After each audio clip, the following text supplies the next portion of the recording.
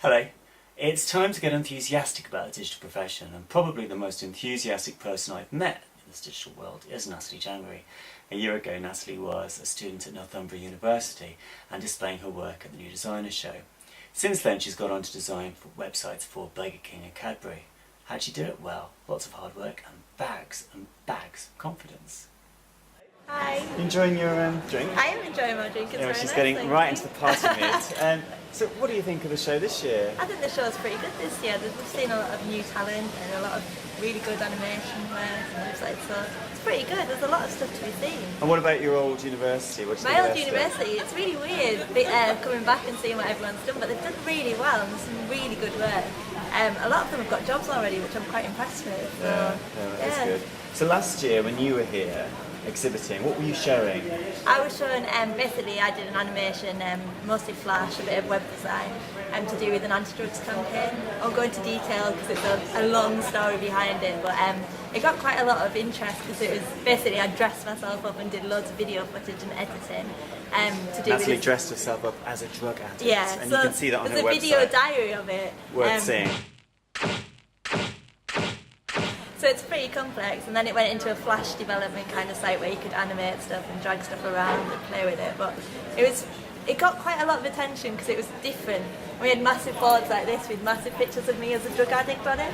So everyone was quite confused, but it did create quite a lot of attention, which is pretty good for me. And Natalie and co, when they were exhibiting, did it the right way. They went up to people and brought them over to the stand and talked to them, and we found here the best way to get noticed at any event like this is to do that. Yeah, definitely. You've got to talk to people, or no one's going to come and view your work, and it's pretty hard when you work on a computer as well.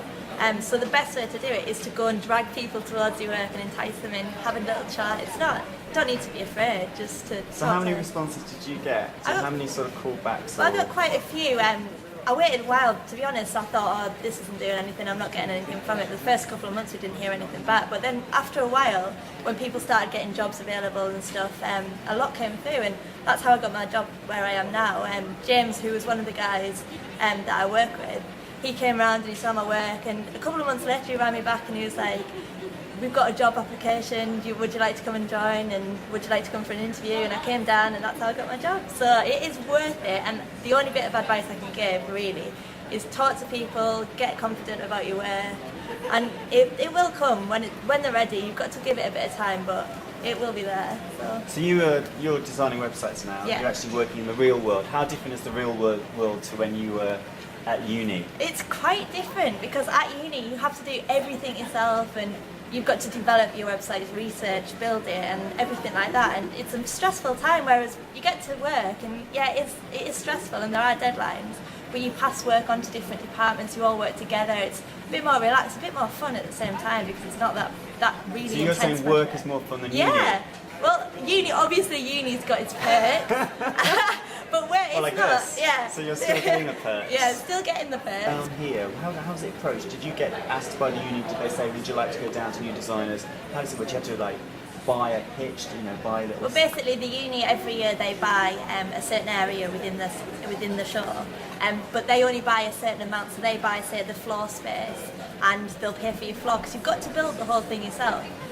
So we had to fundraise a lot to buy stuff to advertise our work, to pay for the rental of the Macs and stuff like that. So we had stuff like cake sales and sports days and anything we could flog to get some kind of money. But the uni seemed to react really good to that. Everyone gave money in and everyone joined in, other people from different years and stuff. So we did raise enough in the end, but it is a tough job, but it's worth it. It's definitely worth it. So you were down here for a whole week?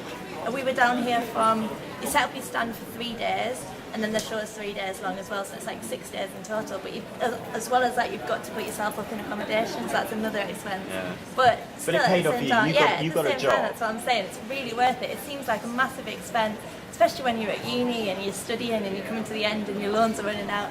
But it's definitely worth it. You get there in the end. So what about the other students from last year? Yeah. What are they doing? Are they making website designing stuff? There's a lot of people doing freelance. That seems to be the way at the minute there is. It's quite hard to get a job. I've got a few friends that are working in industry. One of my friends works in TV, and then I've got other friends that work in animation. So there is a few of us, and they all came to the design show. So what's the best thing about having come down here to Oh, work? well, there's definitely only one answer for that. It's that I met you, Paul. Sorry.